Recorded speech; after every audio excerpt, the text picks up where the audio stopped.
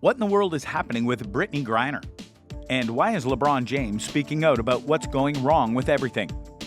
If you don't know, Brittney Griner is one of the most dominant women in the WNBA. She was huge in college and she's huge in the pros. But now, her life story is tied to detainment in Russia that is basically never ending. The longer it goes, the more that people come out to speak about it and demand to bring her home. And now, you can add the one and only LeBron James to the list of wanting to get this done. The situation. Brittney Griner, a 7-time WNBA All-Star and 2-time WNBA Defensive Player of the Year, has pled guilty to drug charges in Russia. She has been in Russia custody since being detained in February at Sheremetyevo International Airport. The Russian Federal Customs Service claims to have found vape cartridges containing the marijuana concentrate hashish oil in Griner's luggage. The 31-year-old Griner, on trial for large-scale transportation of drugs, an offense that can carry a sentence of up to 10 years behind bars in Russia, according to the New York Times. The Phoenix Mercury, Griner's WNBA team, and the WNBA PA both issued their support in early March. And in June, the WNBA named her an honorary All-Star. Griner pled guilty to drug charges in Russia court on July 7th, more than 4 months after her detainment. But despite her plea, Griner insists she had no intent of breaking the law. "I'd like to plead guilty, Your Honor, but there was no intent. I didn't want to break the law," Griner said in English, which was then translated to Russian for the court proceedings, according to Reuters. "I'd like to give my testimony later. I need time to prepare." While Griner could face up to 10 years in prison if convicted, her plea seems to be strategic. According to CBS News, less than 1% of defendants are acquitted in Russian criminal cases. And since acquittals can be overturned in the country, the chances of Griner staying out of prison with a not guilty plea were slim. Traditionally, the best defense is to admit your guilt and hope you get a lesser sentence. William Pomeranz, the acting director of the Wilson Center's Kennan Institute in Washington and an expert on Russian law, told ESPN in June. "There's not a lot of examples of people raising strong defenses and getting acquitted." Griner's guilty plea could also lead to prisoner exchange between Russia and the United States, according to the New York Times.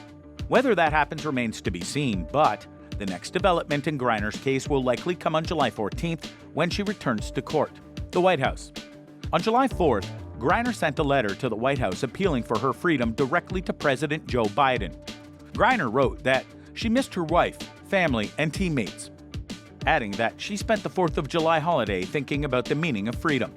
"It hurts thinking about how I usually celebrate this day because freedom means something completely different to me this year," Griner wrote. 2 days later, Biden and Vice President Kamala Harris spoke with Griner's wife, Sherelle. In a statement released by the White House, Biden offered his support to the Griner family, adding that his administration will pursue every avenue to bring Griner back to the United States. The trial. On July 1st, more than 130 days after her detainment, Griner officially began her criminal trial. According to the Russian news agency TASS, Griner said in court she understood the charges but declined to immediately comment on them. The prosecution questioned 2 witnesses on day 1, an airport customs official and an unidentified witness, with only the former speaking in open court, per the Russian news agency RIA Novosti. The trial resumed July 7th as the absence of 2 witnesses led to a week-long adjournment, according to RIA Novosti. After the first day, Alexander Boykov, an attorney for Griner, was hesitant to share too much detail regarding his client or her case.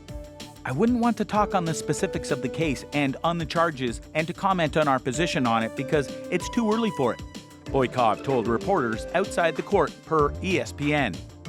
Griner's pretrial detention was reportedly extended 6 months, her 4th such extension. According to TASS, Griner's previous pretrial detention ran through July 2nd. Griner's detention had already been extended twice at that point. A day before the announcement of Griner's 3rd extension, the Associated Press reported the Mercury met with State Department officials to discuss her potential release. After the meeting, Mercury star Diana Taurasi reiterated their goal of bringing Griner home in a statement. "There is a lot involved in getting her back home and safe. They're working relentlessly," Taurasi said. "We're here to do whatever we can to amplify and keep BG at the forefront, which is more important than any basketball game and anything else that's going on in our lives. We want BG to come home as soon as possible. It's number 1 on our list." Letters. The WNBA remains supportive of Griner throughout her detainment. According to a June 2nd report from the AP, Griner has received hundreds of emails and letters from players around the league. Griner's email has not been released to the public, but the WNBA Players Union has shared it with members through text messages. Russian officials examine the emails and letters sent to Griner before she reads them, and Griner has to respond either through writing on paper or dictation. She jokes in her letters. I don't know how she does it with what she's going through. She's an amazing soul, said Los Angeles Sparks forward Amanda Zawi B, one of many WNBA players who have communicated with Griner during her detainment. She brings light in a situation like this. I don't think a lot of people could manage to do that. The government. The U.S. government has rallied to Griner's defense, declaring her wrongfully detained on May 3rd and reportedly enlisting the help of former U.S. Ambassador to the United Nations, Bill Richardson, who has several years of experience as an international hostage negotiator. With Griner's new designation, the U.S. government can immediately work to negotiate her return as opposed to waiting until her trial in Russia concludes. The Department of State has determined that the Russian Federation has wrongfully detained U.S. citizen Brittney Griner, a State Department spokesperson told ESPN. With this determination, the Special Presidential Envoy for Hostage Affairs, Roger Carstens, will lead the interagency team for securing Brittney Griner's release. According to State Department spokesperson Ned Price, a U.S. consular officer met with Griner on May 19th, and the officer reported Griner was continuing to do as well as could be expected under these exceedingly challenging circumstances. It was the second visit in a week, and Price wants even more access to Griner. Our message is a clear and simple one. We continue to insist that Russia allow consistent and timely consular access to all U.S. citizen detainees, Price told ABC News. One-off visits are not sufficient, and we will continue to call on Moscow to uphold its commitments under the Vienna Convention for consistent and timely access as well. LeBron. In the latest trailer for HBO's The Shop, uninterrupted LeBron James spoke his mind on the situation and criticized America's efforts to bring her home. Now, how can she feel like America has her back? James asked. I would be feeling like, do I even want to go back to America? That might sound outrageous, but others have been thinking along those lines. Mercury coach Vanessa Nygaard suggested Griner would be stateside if she were James. If it was LeBron, he'd be home right now, Nygaard said. It's a statement about the value of women. It's a statement about the value of a black person. It's a statement about the value of a gay person. All of those things. We know it. And so that's what hurts a little more. Get her home.